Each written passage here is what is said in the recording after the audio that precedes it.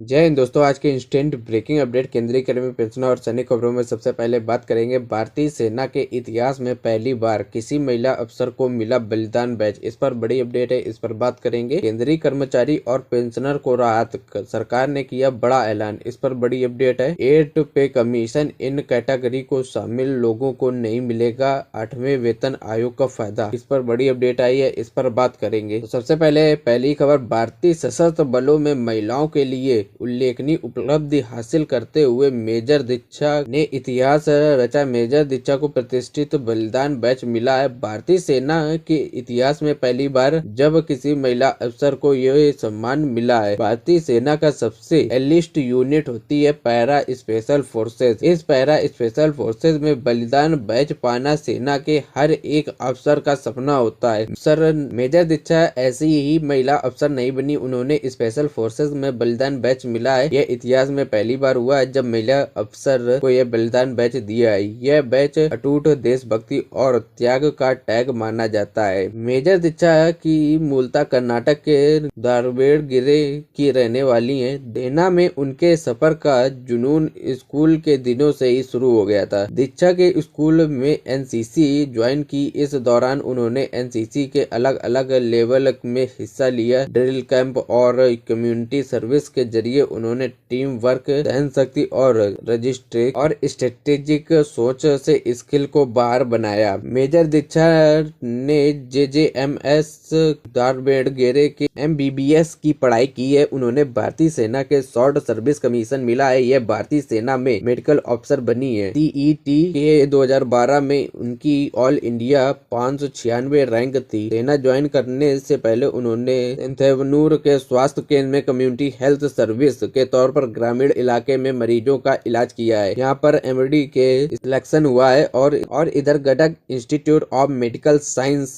में इन्हें general surgery department में जूनियर रजिस्ट्रेट के तौर पर काम किया है। पैरा स्पेशल फोर्सेस की मेजर दीक्षा आर्मी मेडिकल कोर में डॉक्टर है। सेना में शॉर्ट सर्विस कमीशन के बाद दीक्षा ने लखनऊ में आर्मी मेडिकल कोर में कठिन ट्रेनिंग ली है। यहाँ पर उन्होंने मेडिकल ऑफिसर्स बेसिक कोर भी पूरा किया। दीक्षा को मिला बलिदान बैच का सम्मान न केवल उनके असाधारण समर्पण और दृढ़ता का प्रतीक है। मेजर दीक्षा का रास्ता बाधाओं से भरा था। प्रारंभिक प्रशिक्षण के बाद उन्होंने लेह के तंगसे में स्थित 303 फील्ड अस्पताल में तैनात किया गया था। हालांकि विशिष्ट पैराशूट रेजिमेंट में शामिल होने में उनकी महत्वाकांक्षा को कई झटके लगे। शारीरिक अक्षमताओं के कारण वह 2 बार रिजेक्ट हो गई, लेकिन उन्होंने अटूट हौसले और दृढ़ संकल्प ने उन्होंने चयन किया है। पुनः प्रयास करने के लिए प्रेरित किया गया और उनके commanding officer general Divesh Singh ने उन्हें दृढ़ रहने के लिए प्रेरित किया। उनकी लगन और रंग लाई और जब उनकी कठिन चयन प्रक्रिया सफलता पूर्वक पूरी की गई तो दिसंबर 2022 में स्पेशल फोर्सेज में शामिल हुई। मेडिकल ऑफिसर के रूप में मेजर दीक्षा की जिम्मेदारियों में विशेष अभियानों के दौरान महत्वपूर्ण चिकित्सा सहायता प्रदान करना शामिल था।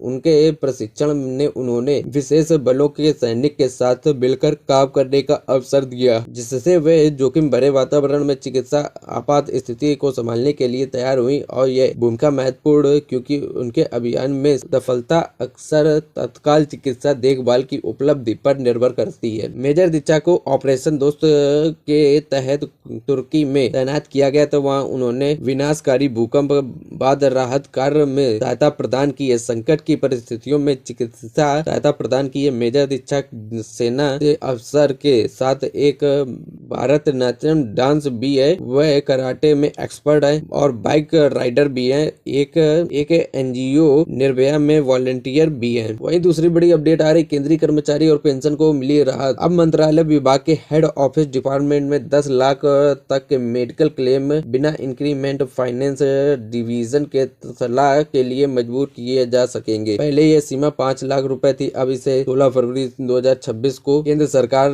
के कर्मचारी और पेंशनर के लिए बड़ी राहत खबर आ रही है। स्वास्थ्य, परिवार और कल्याण मंत्रालय ने मेडिकल रिएम्बर्समेंट यानी कि इलाज के खर्च की पूर्ति की अधिकतम सीमा बढ़ा दी गई है। अब मंत्रालय विभागों के हेड ऑफिस डिपार्टमेंट में 10 लाख रुपए तक मेडिकल क्लेम बिना इंक्रीमेंट फाइनेंस डिवीजन के सलाह के लिए मंजूर कर सकेंगे। पहले यह सीमा 5 लाख रुपए थी, अब इसे 16 फरवरी 2026 से जारी कर ऑफिस मेमोरेंडम OM जारी किया गया है और उसके जरिए यह बताया गया है मंत्रालय ने एक अहम बदलाव किया है। इन मामलों में इसी तरह के नियमों में छूट नहीं दी जा रही है और पूरा भुगतान तय स्टेटस के हिसाब से होता है। ऐसे मामलों में निपटान की सीमा 2 लाख से बढ़ाकर 5 लाख रुपए कर दी गई है, यानी कि क्लेम पूरी तरह से नियमों के तहत और दायरे स्वास्थ्य और परिवार कल्याण मंत्रालय के मुताबिक है। तो अब ज्यादा राशि का भुगतान आसान होगा। इससे कर्मचारी लंबे समय में इंतजार और फाइलों की दर में राहत मिलने की उम्मीद है।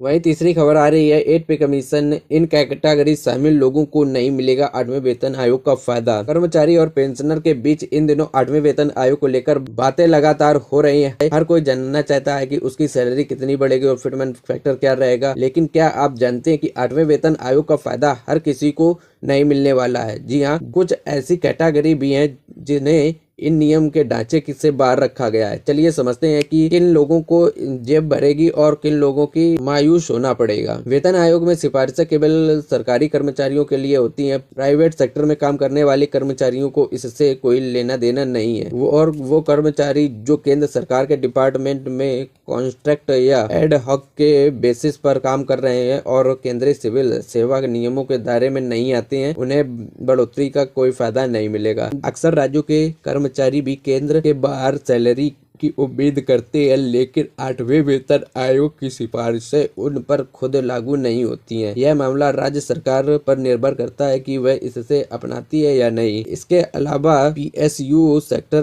का अपना अलग सैलरी स्ट्रक्चर होता है, जबकि वो ऑफिशियली वेतन आयोग की सिफारिशों को न मानने वहाँ काम करने को इसका सीधा फायदा नहीं मिलता है। इसके रिपोर्ट्स हैं कि देश के करीब 50 लाख केंद्रीय कर्मचारी और 69 लाख से ज्यादा पेंशनर की नजरें इस आयोग के गठन में टिकी हुई है। अगर सरकार 8वें वेतन आयोग को हरी झंडी देती है तो यह फिटमेंट फैक्टर इजाफे के साथ न्यूनतम वेतन में बड़ी बढ़ोतरी देखने को मिल सकती है। फिलहाल केंद्र सरकार ने 8वें वेतन आयोग के गठन को लेकर कोई नोटिफिकेशन जारी नहीं किया है। फिलहाल जो भी चर्चाएं हैं वो एक्सपर्ट हैं के अनुसार सोर्स पर बेस्ड है। सरकार ने कहा है कि फिलहाल 7वें वेतन आयोग के नियमानुसार भत्ते और वेतन दिया जा रहा है। ये थी जानकारी इस वीडियो में, इतना ही। Thank you everyone. जय हिंद।